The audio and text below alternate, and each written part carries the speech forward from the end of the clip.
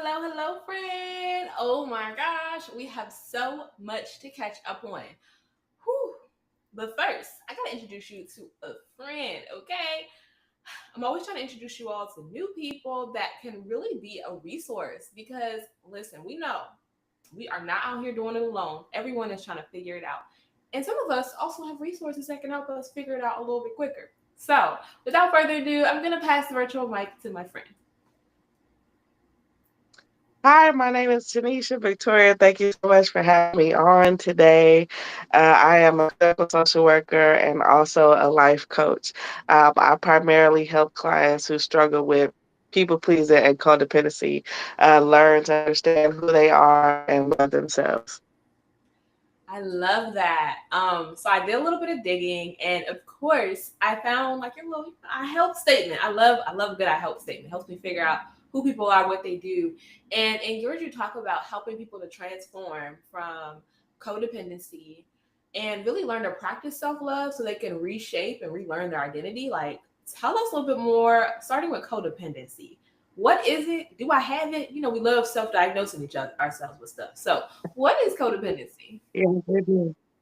So, in a nutshell, codependency is really a cluster of trauma responses that tell us we have to prioritize other people in order to be seen in the relationship.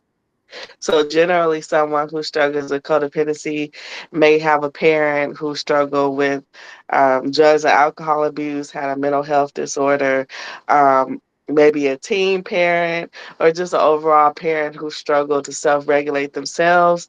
Therefore, they really couldn't do that for their child. And what ends up happening is to survive, the child will say, okay, I have to find a way to pretty much conform to whatever this parent needs. And they end up losing their identity and believing that their identity now is trying to support other people so that they can get the love that they need. And of course, they grow up to be adults like myself who still have that same mindset around their relationships um, until things kind of, plateau or fall apart. Ooh, okay, this is good. And I do feel like you took a peek into my file, but we're not going to talk about that.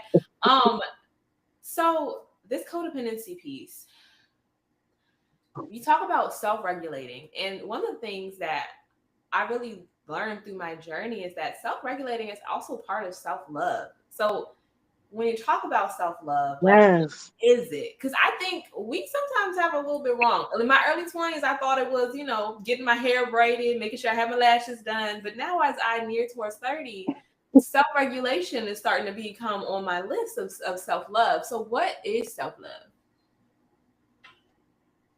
So I love that you said that because so many people have that definition, of self-care and self-love, and sometimes they even get intertwined.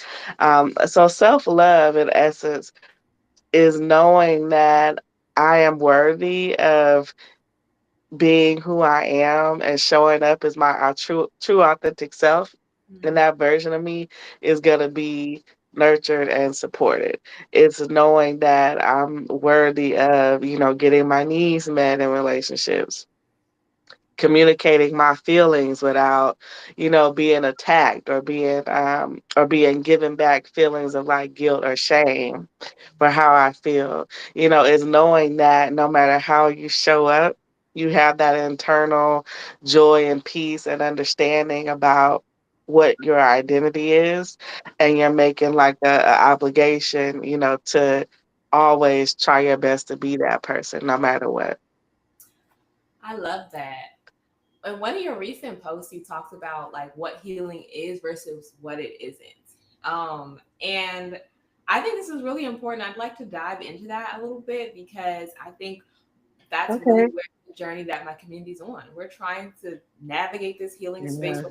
We're prioritizing it, but what is it really? And do we ever arrive? Like, is it forever and ever and ever? Right. So I have to share, like, I'm not sure if you've ever read any of her books. love this author, Victoria, named Iyanla Van Zandt. And what she shared in one of her books, I can't remember. She literally has like probably like 15 books. I can't remember which one it was, but she talked about how healing really is kind of like split into two different concepts. It's like the first concept is when you're literally like doing that internal, work. You're trying to dig up information about yourself, why I do what I do, how does this show up in my relationships, in my life, et cetera, et cetera. That's like the healing work. Mm. And then the other piece is more so like growth work, where we're saying, okay, I know who I am, I know why I do what I do. So now I'm going to take courage in trying to not constantly show up in the same way. I'm going to take courage in disrupting these patterns that I see in my life and also seek the resources and support that I need in order to do that. And so when I think about healing, I feel like a lot of people, especially like on social media, I feel like we get hyper focused on that first part, right? Oh, these are my boundaries and I need to protect my peace and I can't have this kind of energy in my life and I that's really a great kickstart, but the real healing is when you can see why am I attracting these type of people or these types of experiences in my life? What behavior patterns do I have that I may not be aware of that are holding me back now, in a sense, that's preventing me from being able to live the life that I want. You are literally digging into something that I have wanted to dive into. This idea of like staying too long in the Okay. um Girl, listen. like this isolation, it feels like a lot of times the narrative is this endless like you have to be in isolation because that's where you're going to come to know yourself. And it's like, but when do you come out? When do you know you're ready to reconnect with community and take courage and try new, putting yourself back out there and see if you can disrupt those patterns? How does someone know when the season of isolation is like it's over?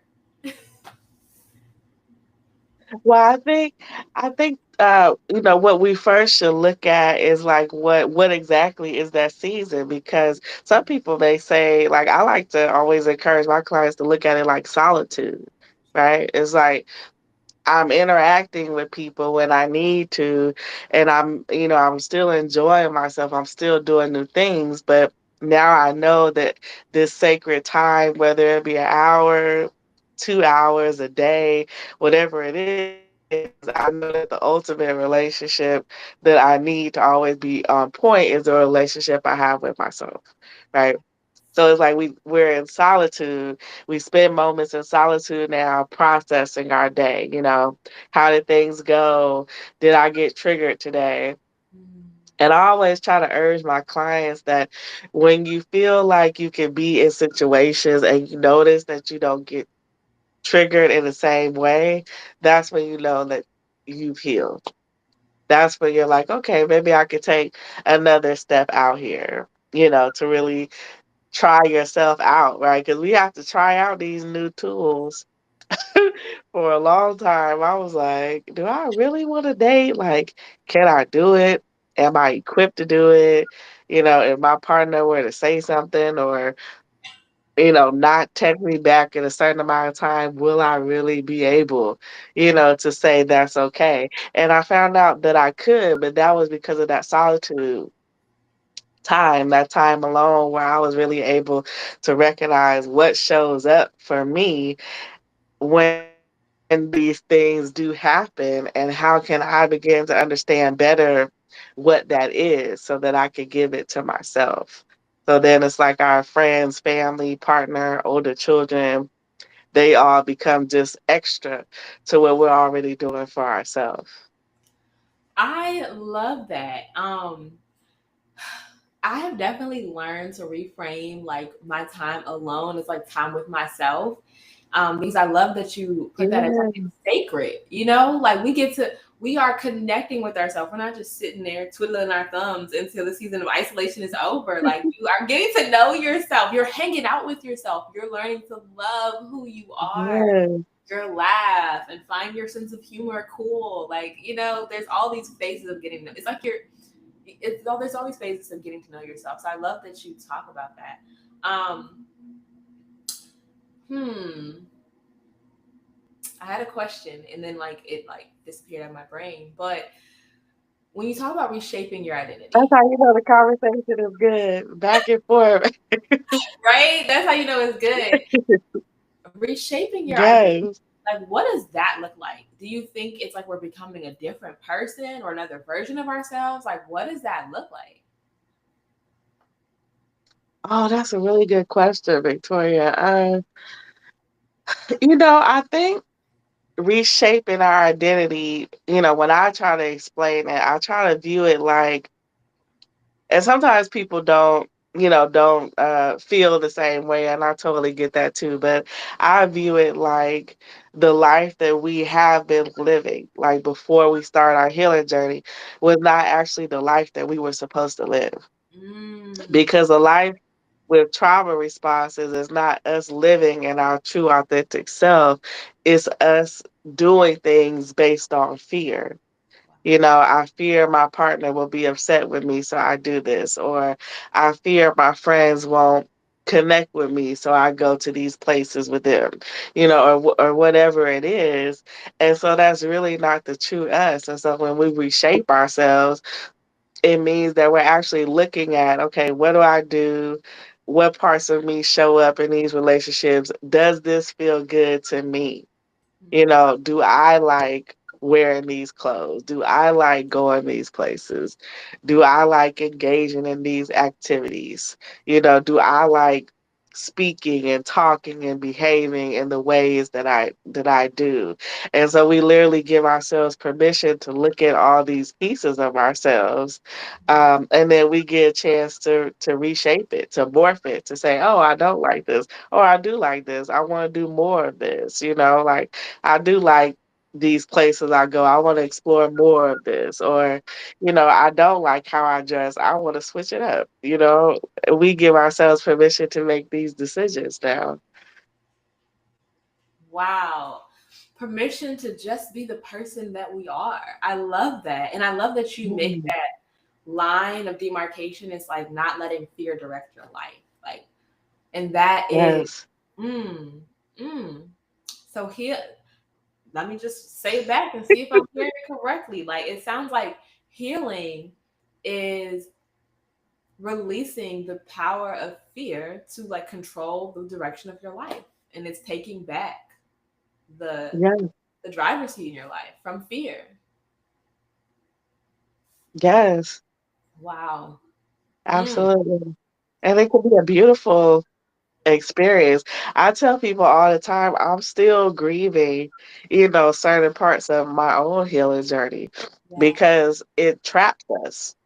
Like, say for example, I don't have kids because of past things that I thought about myself. Oh, I'm dark. I'm too big. I'm never gonna find a partner that really connects with me. So I just stopped dating altogether. Mm, And now at 41, I'm finally attracting men that I like, and now the consequences, if I really do feel a connection with somebody and we get married, I hope he already has kids because I may not be able to give him kids. So it's like that's just an example of how, this is, I really want people to take it seriously when you're on your healing journey, because you're just pushing yourself and your life further back when we stay, with these trauma responses, whether it be like people pleasing, codependency, overthinking, anxiety, being like passive aggressive or avoidant, of our feelings. All of these things kind of push us back, and they start to impact how we see ourselves and the decisions that we make in our life. wow. So it's like we have to stand in our truth in order to heal. Like, Yeah. down in our truth. And I think it also sounds like it comes from this belief of like, I am exactly who I'm meant to be. And the more I get in touch with that, who I am at my core and my authentic self, the more liberated and free I get to be in that space of healing. Hmm. Yes. Oh my God, I love how you put that. That was everything. But the grieving piece of it, like, I'm really glad you brought that up. Thank you for sharing Yeah. that. And it's like, so when we are in that space where we're like, I feel like I have wasted so much time being afraid, and now I'm finally ready to be courageous. How do we celebrate the courage and also give ourselves space to move through the fact that, like, the grief, like as you name it, like how do we do the both and of that and make space for it? Giving giving our feelings room, to surface within us without like feeling guilt. I often have to remind myself, because I'm a Christian, and I try to make the foundation of my life, things of what God says about me and not what my thoughts tell me about me. Um, as I always encourage people to do that, try not to listen to the critical voice that might be playing in your head, and just allow your spirit to kind of guide you and show you, okay, what parts of grief are surfacing for me right now? What am I grieving? And then once we do that process, now we've also created space to be able to think logically about what's the next step, because trauma keeps us locked in the part of our brain, our limbic system, that's only responsible for our emotions. And so, in order for us to step out of that and think with more logic and reasoning, we have to be able to dive into it deeper and ask ourselves, okay, I'm feeling this. So now what is it telling me about myself? Girl, I love that you took it back to like the science of how we're made, because I have been in Mm, awe with the fact that like there's so much natural medicine that we have connected to us. Like movement can literally yeah, transform and change your day. um it really can. and I like how you broke it down where it's like when you're in that space of trauma, it's like you're only like it's only emotions and you're not tapping into something that you naturally already have, which is also logic. And so it's like Yeah. it's how it's like you're reconnecting with yourself so that you can have access to all the tools that are at your disposal. So what are some practical things we can do when we're like, okay, now my emotions are firing off, nothing else matters? Like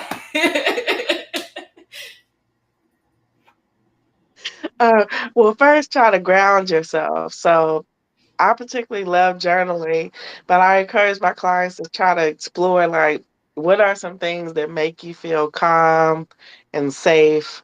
For some people, it's taking a walk, or journaling, or reading, or meditating, or praying, or doing some form of like, yoga, or, some form of like exercise that kind of helps you get grounded.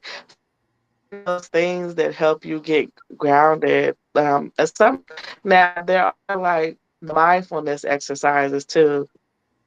What's one of them? The five, I think they call it 5, 4, 3, 2, 1.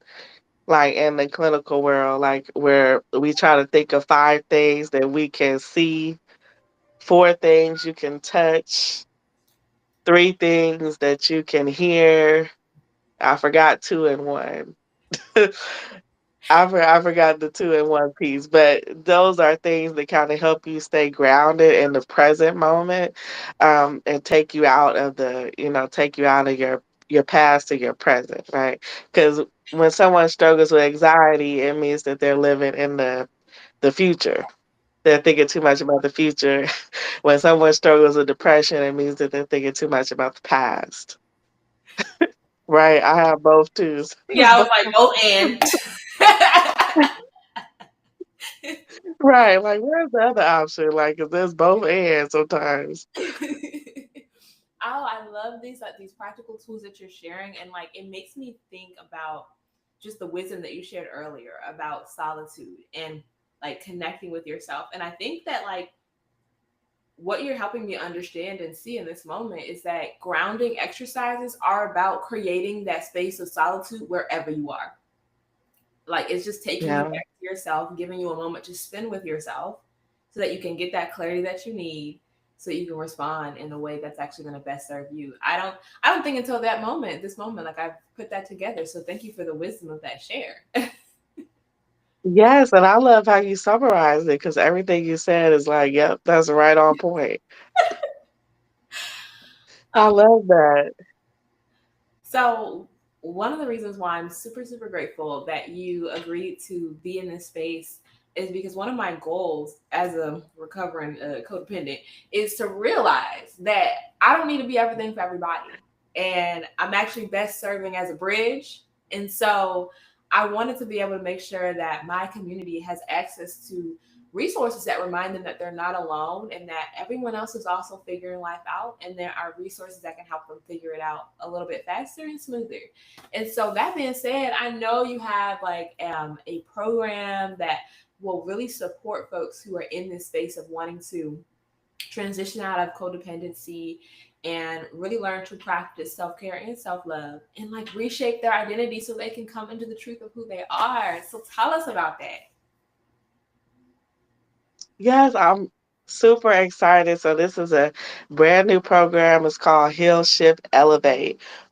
And I had a program, Victoria, that was 10 weeks. And what I did is I kind of morphed it into a 6-week program because I know we're all busy. Life is life, and I wanted people to be able to kind of hit on these key points of healing from codependency, and then they can join another one of my mini programs if they want some more support. But with Heal Shift Elevate, we spend the first 2 sessions really diving and kind of unpacking what you and I talked about, those deep rooted things. What was the family dynamic? What are my behavior patterns? Based on this, what are my triggers? And then for the shifting part, that's the mindset piece where we really look at what are the core beliefs that you have now based on your family dynamic and some of your behavior patterns that we see. And then the last part, elevate, is now how can we integrate your past into your present so that you are now walking consciously of this knowledge about yourself, because that's how we make changes, where we understand our dynamic, and that that adult version within us kind of rises and says, even when I'm scared, even when I'm afraid of speaking up, setting boundaries, trying something new, sharing my opinion with someone, I'm going to courageously override those feelings of fear and no longer operate in the same responses that I've had in the past. I'm going to really think logically and make decisions based on the space of that self-love, that self-compassion, and no longer the space of fear of what other people may think. Um, and I've had the privilege of helping, like, think about over 100 clients this year, and Yeah. it's really been a blessing to see how people transform their life. It's been incredible. I'm really thankful to God for it. So you can tell when someone's walking in their purpose because the glow girl, the glow that you got, I love it.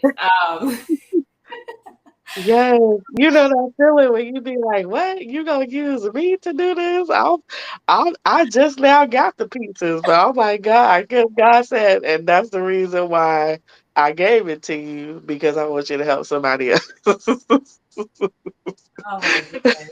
I love that. So if you feel like you're in a space where you are feeling like you're a little bit trapped in your own patterns and you're getting in your own way, I need you to reach out, connect, get some support. Where can they find you? How can they apply for the program? Get started. So they can go to my website, tjselfcare.com, and I also have some new exciting things that I'm starting. I've started a community on Sundays that's called the Courage to Go Deeper. And it's literally a processing group. Anyone can join us. We all come together, we discuss our week, we discuss the triggers that happen, and I try to help people on the spot, with what's showing up for them and how can they respond in ways that's not a trauma response. And it's really been building up. It went from like 4 to 5 to last week there was 10 people. So we're really becoming a community that supported each other every Sunday. Now, if y'all feeling the Sunday scaries, okay, you need to get in the group. Um, Yes, get ready for that next week. yes, because it may be that something's out of alignment. You need the courage to go deeper to figure out what you need to shift and change in your life, so you can elevate. Um, Hmm. oh, and then on like socials, how can they like stay connected and tap in if they want to like also see what you're up to because you be posting some gems. Okay. Oh, yeah. So I'm on Instagram, YouTube, Facebook, Threads. And yeah, that's it. All under TJ Self Care. And also have my podcast, Moments of Reflection. So if people like podcasts, you can go listen to the podcast. It's like 55 episodes so far of all knowledge and information you need while you're on your healing journey. Tap in, okay? The overflow. Also, that shirt is cute, okay? I love Yes, it. thank you. Yes. Well, thank you for carving out I time to think I got it online. you got it online? Okay, well I'm gonna have to Google it and find it. I think it was somebody I followed on Instagram. I forgot her name, but yeah, I got it about 5 years ago during the pandemic, and been wearing it ever since. I love that. I want to say just a special thanks for you carving out time to be here, to pour into the community, for reminding us that we're not alone and everyone's figuring it out one day at a time and one choice at a time. Yes, Any yes, one day at a time. any parting words before we transition? Oh, Oh, you're good. yeah, no, I just want to thank you too for having me on. This has been a blessing just to have this conversation, and I look forward to doing something in the future. Victoria, I would love to ask you to me on my podcast too next year. I'm trying to figure out what that would look like and trying to get a list of other people who will want to join conversation. Awesome. Yes, I would love that. I would love that so much. I'm so honored. Um, and for everyone who's tuning in, I just want to say thank you for prioritizing you. The world is better when we take time to take care of ourselves. So thank you for taking this time out to pour into yourself. Tap into the resources because you truly do not have to figure it out alone. We're all figuring life out one day at a time, Yeah. one choice at a time. Until next time, y'all. Bye.